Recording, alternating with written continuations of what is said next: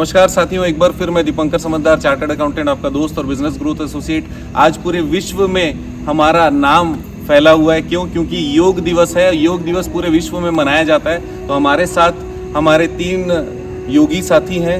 Sir, आप लोगों का नाम और परिचय थोड़ा हमारे दर्शकों को दीजिए। मेरा नाम अंकित आर है। मैं पतंजलि योगपीठ हरिद्वार से बिलोंग करता हूँ और वहाँ पर हरिद्वार में पतंजलि वेलनेस में योगाचार की सेवाएं देता हूँ। जी, धन्यवाद।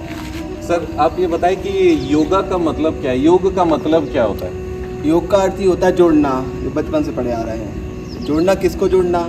एक तो आदमी सोच लेता है कि योग करेंगे तो हो सकता है कि हम एक अलग उसमें चले जाएंगे चेतना में, लेकिन सबसे पहले हमारे जो गुरुजी कहते हैं कि व्यक्ति को सबसे पहले सफलता प्राप्त करनी चाहिए अपने स्वास्थ्य पर, और बिना योग के पॉसिबल नहीं है। जब आप योग करते हैं, आपका शरीर का इस प्रकार से सामंजस्य हो जाता है कि आप अपने स्वास्थ्य पर, दूसरी सफलता अपने मन और मस्तिष्क पर, और बिना योग के पॉसिबल नहीं है। मतलब पहला स्वास्थ्य, दूसरा मन और तीसरा मस्तिष्क पर। राइट, ठीक है। जैसे एक श्लोक के माध्यम से आपको समझाना चाहूँगा। मनु जी कहते हैं कि अद्भिगात्राणि शुद्ध्यन्ति मना शत्ते न शुद्ध्यति विद्या तपोभ्याम भूत आत्मा बुद्धि ज्ञाने न शुद्ध्यति। जिस प्रकार से जल से स्नान करने से शरीर की शुद्धि होती है, उसी प्रकार वो कहते हैं कि अद्भिगात्राणि शुद्ध्यन्ति मना शत्ते न शुद्ध्यति।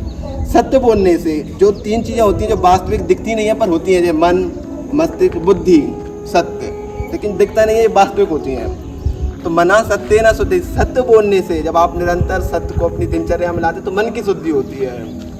और सत्य कब आएगा दिनचर्या में? तो आगे कहते हैं कि मना सत्य न शुद्धति विद्या ज्ञाने न शुद्धति।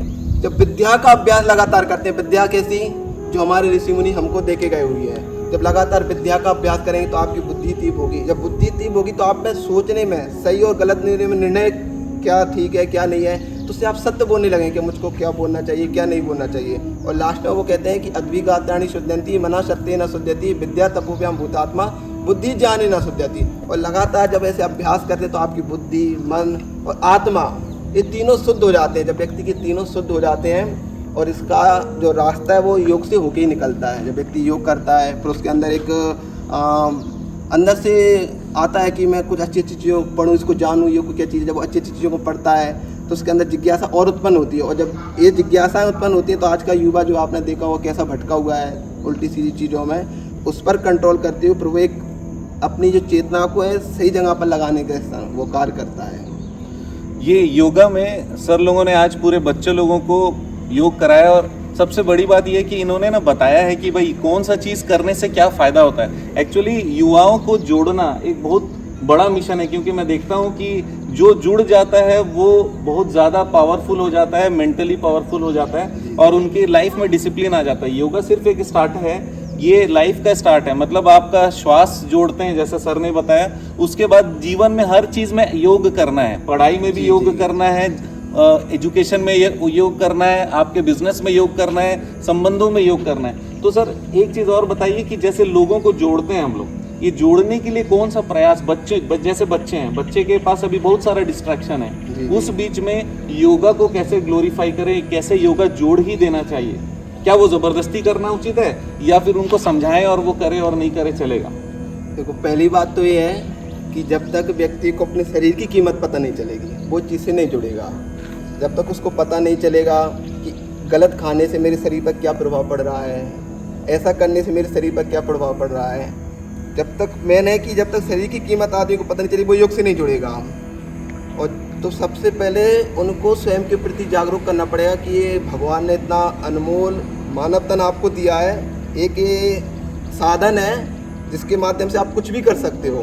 तो अब आपको जो भगवान ने गाड़ी दी है इसको स्वस्थ रखना आपकी जिम्मेदारी है। जब व्यक्ति अपने शरीर के बारे में समझेगा, जब वो योग से जुड़ेगा, वरना तो पॉसिबल ही नहीं है। जब स्वयं के प्रति जागरूक होंगे, जब व्यक्ति योग के प्रति जागरूक होगा, वरना आज के युवा आप देख ही रहे हैं। देखिए, बहुत इंपॉर्टेंट चीज सर ने बोला कि अगर स्वयं के प्रति जागरूक होगा तब जाकर वो योग से जुड़ेगा, क्योंकि जोड़ने का मन तभी होगा जब वो जागरूक हो जाएगा। तो जागरूकता के लिए क्या करना पड़ेगा, ये बहुत इंपॉर्टेंट चीज़ है। आपको और हमको हमारे जनरेशन में ये बताना पड़ेगा कि भैया मोबाइल अगर आप खोलते हो तो 10 चीज़ें दूसरी देखते हो, योगा के बारे में भी देखो, उसके बेनिफिट्स के बारे में भी देखो, उससे लोगों के जीवन में क्या परिवर्तन आया, मानसिकता में क्या परिवर्तन आया और उनके काम में कितना ठहराव आया, कितना अच्छे से वो आराम से किसी स्ट्रेस को लेकर आगे जाते हैं योगा के कारण। सर मैं आपको बताता हूँ, हमारे एक मित्र हैं, उन्होंने ये बताया कि मेरे मन में पहले आत्महत्या के विचार आते थे, इतना डिप्रेशन आता था, लेकिन जब वो योग करने लगे, उनको श्वास सुनाई देने लगा अपना, उसके बाद में उनको फील हुआ कि यार कितना इंपॉर्टेंट है लाइफ,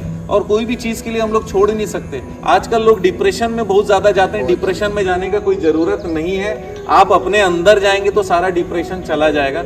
योगा आपके जीवन को बहुत ज़्यादा नया आयाम दे सकता है, और ये योग के लिए हमारे पतंजलि वेलनेस से आए हुए हमारे सारे साथियों, मित्रों, दीदियों का बहुत बहुत धन्यवाद। आपका दिन ज़बरदस्त और शुभ हो। Thank you.